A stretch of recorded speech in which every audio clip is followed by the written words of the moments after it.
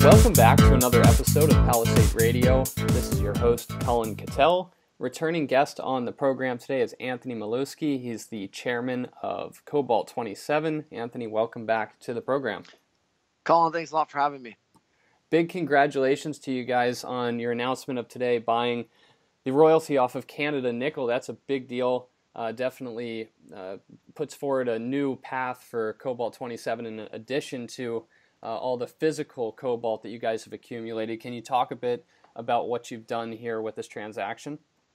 Sure. So we acquired today a 1.75% NSR, net smelter royalty, over Dumont.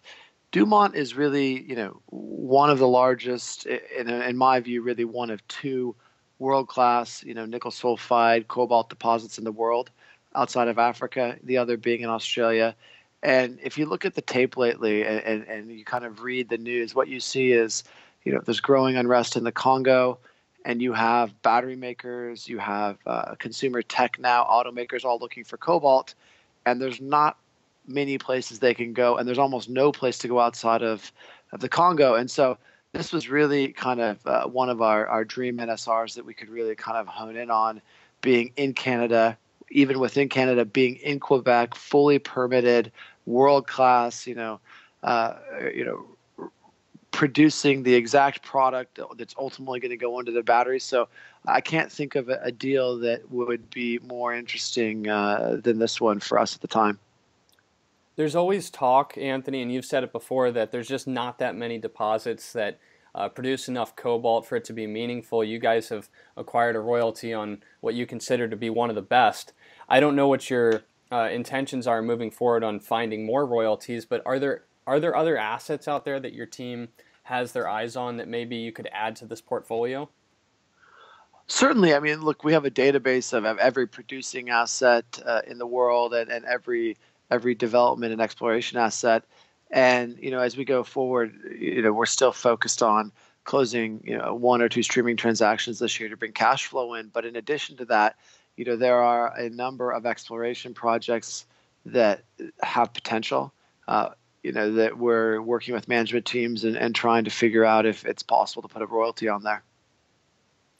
Excellent. Do you think, Anthony, that a premium at some point is going to come up for cobalt not produced necessarily out of the Congo, but there's a lot of child labor talks, bad labor situations at these mines? And in fact, I would think companies like Tesla or BMW that are trying to source this cobalt are going to want to avoid putting things into their vehicles that have questionable backgrounds, kind of like the blood diamond thing that we heard about years back. Yeah, so the way I foresee, the path forward here is, over the next 12 months, you're going to see, in my opinion, you're going to see whether it's Tesla or Apple or BMW or Ford or whoever it's going to be. I think you're going to see a series of offtake deals with Katanga and RTR. Those deals, by the way, might be with the battery makers instead of the automakers. So I think you're going to see those deals take, the cobalt offtake, and those deals will probably be done on some sort of a formula market basis, which is going to give, Katanga upside to the spot price in cobalt. But that's when I think it starts getting scary for everyone else, because there's really only a couple deals to do there. They're big producers, but once that offtake is gone, it's gone. And I think that's when you could really have a panic set in, is once those deals are done. And, to bring it around, that's one of the reasons why we really like the NSR over Dumont, is because, when you're thinking about which projects are going to get built this cycle, there's two. There's Clean Tech in Australia, and there's Dumont in Canada. Those are the two projects outside of the Congo that are going to be built. If you're looking for offtake, you need the nickel, you need the cobalt. Where are you going to go? And these are the two places outside of the Congo. So, how I see this unraveling or unfolding in the coming months and quarters and years is that the offtake will go out of the Congo from the kind of two top tier projects.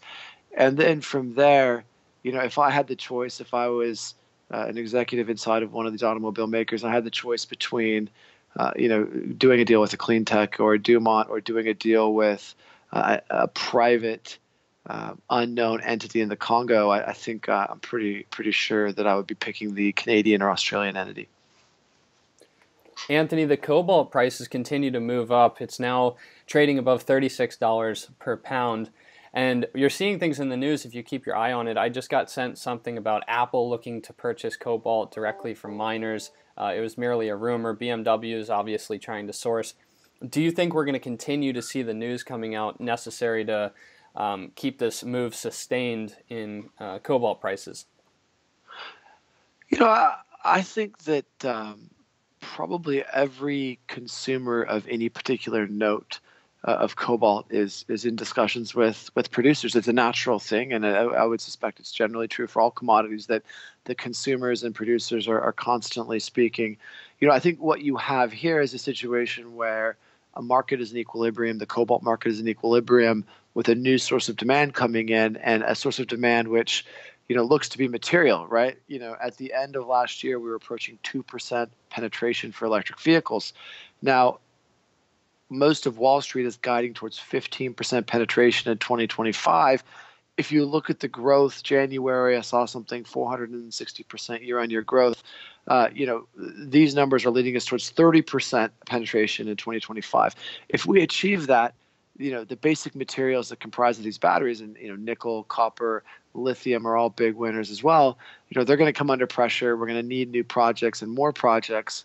And so if you're a consumer, that inherently, and even if you don't need the material today, you're going to need it in 4 years, and so you need to do something about it. And I would say that all of these companies are trying to think about what it is they need to do to secure their future and to secure their basic material feed for their batteries. In terms of the investor sentiment in the space, I find that it's still quite polarized, which for a continued interest in the companies associated to, say, cobalt, lithium, nickel should bode well. I gave a talk recently in Acapulco at the TDV Summit, and I focused on EVs. And there were quite a few people that stood up and just said that they still thought the EV narrative was government-based around these tax credits that were given to the likes of Elon Musk, and that this wasn't real. And so there's still a lot of non-believers, which makes me think there's still a lot of money that has not even looked at coming into the space yet. Yeah, I agree. I mean, I love the guy who will sit there and tell you how it's never going to happen, and you say, well, let me ask you, have you actually driven an electric vehicle yet? Have you gone and seen an autonomous vehicle operate yet? And the answer is usually no. I don't know of anyone personally that I associate with who has driven in a Tesla or taken a test ride in an autonomous vehicle who doesn't believe. From my perspective, informed people really have the debate not around if, but when. Is it happening in 2020? Is it happening in 2030? I think that's really the debate. So, the fact that there are still people who don't understand this opens up a huge opportunity just because when they decide to come in, you're going to see a massive push into all of the equities and basic materials here. You mentioned a 2% penetration rate for 2017, and that's supposed to go up to somewhere around 15% by 2025. That's a huge move up, and commodities oftentimes price these things in ahead of time, but cobalt's certainly going to have to continue going up. I know Mike Beck on our program said at some point that he thinks cobalt could even go to $200 per pound. Is that something that you would be prepared to back up as well? I wouldn't speculate on what price it's ultimately going to go to, but I do think that cobalt, like all other commodities, is a commodity, and you have an incentive price that incentivizes new supply to come on, and that supply, in the case of cobalt, is going to be in the form of technological advancement. It's going to be in the form of additional units on HPAL processes and smelters. It's going to be, frankly, in the form of additional artisanal mining in the Congo. So there is definitely a cost curve, and there is definitely a point at which additional supply will come in. I happen to personally think that that's quite a bit higher than where we're at today. We haven't seen substitution yet, contrary to whatever the inflammatory headlines are. So I do think there's room here. But when you talk, at least when I talk with consumers, it's not so much a focus around what's the price. The focus that I really see is making sure that the supply chain makes sense, that there's not artisanal child labor, kind of conflict cobalt, as it were, coming into the supply chain. And it's also about just making sure simply that they can get the units they need in the coming years with this new demand. And that's really the point of most of the conversations I have. On our last discussion, we talked a good bit about grid storage, the metals and components that go into the build out for grid storage, and the reason that you saw huge growth coming in that space. Have you seen any more inputs coming over the last couple months that have strengthened your resolve in that space? Anything new to share? Certainly, Tesla continues on. I mean, you can go online and read about additional projects they're bidding on or have won. The vanadium tape is certainly strong, and I don't think vanadium's had its big break yet in the sense that it doesn't have its big high-profile project. It doesn't have its Elon Musk as its champion. So I think that there's the potential for vanadium redox still, especially with this bromide formulation that the Chinese are working on. And lead acid, very, very well-known product, very well understood technologically, certainly also makes sense. And I think the last time we were here, we discussed the fact that when you're talking about grid storage, weight and space are not as much of a constraint as they are for the lithium-ion battery in a car. And that's certainly true for lead, which is very heavy, and vanadium. So, this year that story is going to heat up, and it's going to be very compelling. I will say there's more nuance to it because with the electric vehicle, you have a clear winner. With grid storage, it's working its way out. And so, there's room there for the investors to come in and take a view. And it's not going to be a market consensus view, but to come in and take a view and bet on a particular technology that's driven by a particular basic material. And if you're right, you're going to have a home run. And if not, it's going to go the wrong way on you. So that opportunity still exists for grid storage. In terms of utilities, this is clearly on everyone's board agendas these days. It's a talking point. And, the technology and the size and scale are really the question. So the early winner is going to be lithium ion just because you have Tesla out there pushing it. In my view, Tesla ultimately ends up being a battery company, not an automobile company. So they're going to be early winners, but over the course of the next few years, they're going to be other winners. I think vanadium was one of those winners, but there's certainly room for multiple winners depending on an application for grid storage. Copper is a metal that you discussed last time. It's certainly an irreplaceable metal in the grid storage phenomenon in that it's used to wire everything up. How's everything looking for the copper market these days? Look, it's my view that copper is going to see all-time highs through the cycle here. I think it's gonna actually ultimately trade higher than it traded in the super cycle. There aren't that many interesting projects. Interestingly, a project that I was just looking at, Nevada Copper, in the U.S. It's just been funded, going into production in the next 18 months. I mean, there's some interesting projects like this out there, but if you step back from those, there's not a lot of supply that can come in to meet what is going to be tremendous demand. Now, in 2025, if we use these penetration numbers again of 15%, there are projections that about in 2025, about 16% of global copper demand will come from electric vehicles and the knock-on effect from electric vehicles. 16% is a tremendous number. I mean, it's a massive number. And by the way, that number is based on projections for EV penetration, which I think are low. So, I think copper is going to be a massive winner here. The other thing which makes copper incredibly interesting is that, when I look at nickel and cobalt and lithium, all of which I like, they're not as big and liquid of markets. And so you have hedge fund managers in New York and fund managers globally who really need liquidity and daily trading volume to invest in stocks and size. So that's, one of the things they're after.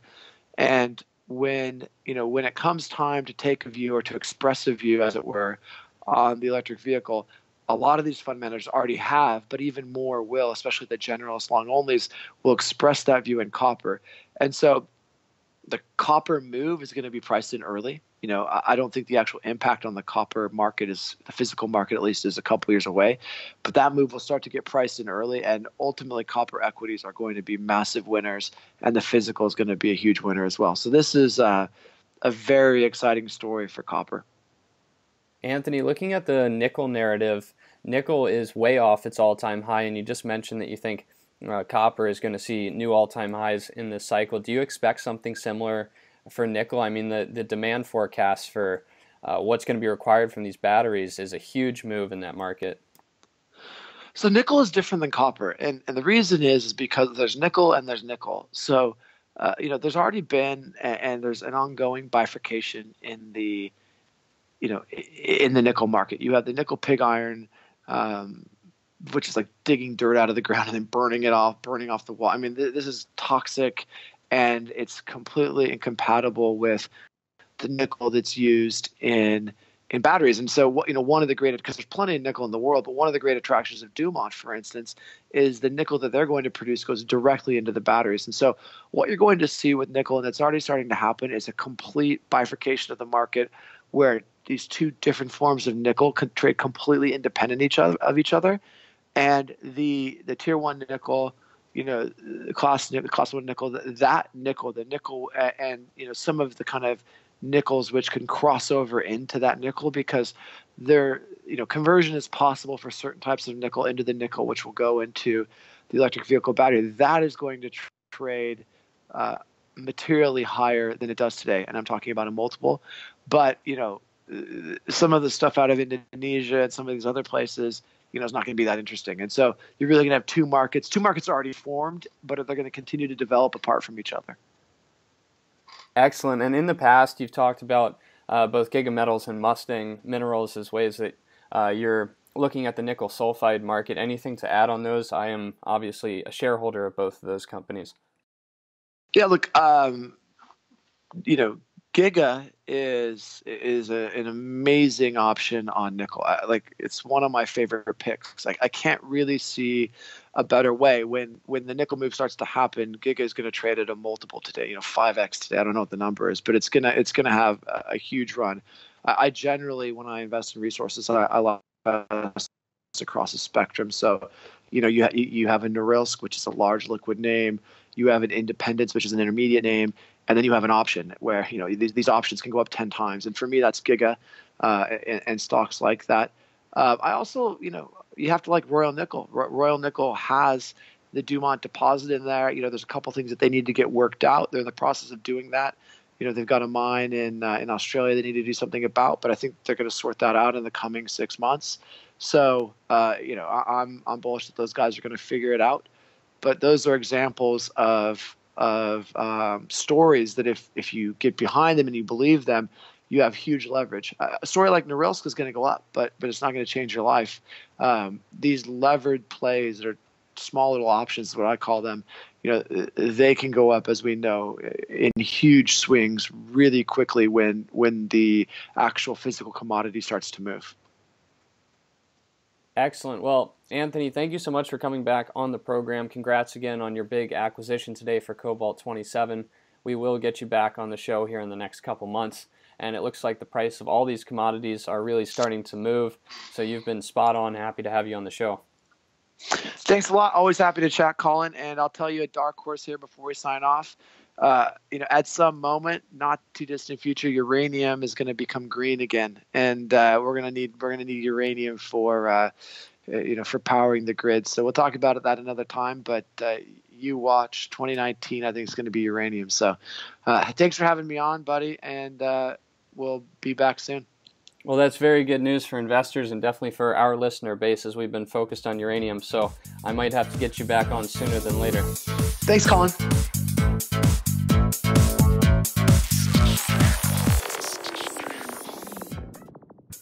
Think you understand the junior mining sector and you think that the participants in the mining sector, junior mining sector, are good people and kind people, hit the bid. How violent that term could be, it actually could be quite violent. It could be a rip-your-face-off uranium rally. And the world is always going to need raw materials. It's going to need copper and gold and nickel and so forth. Totally destabilized. Hey, Troll, did you hear what's going on in Yemen?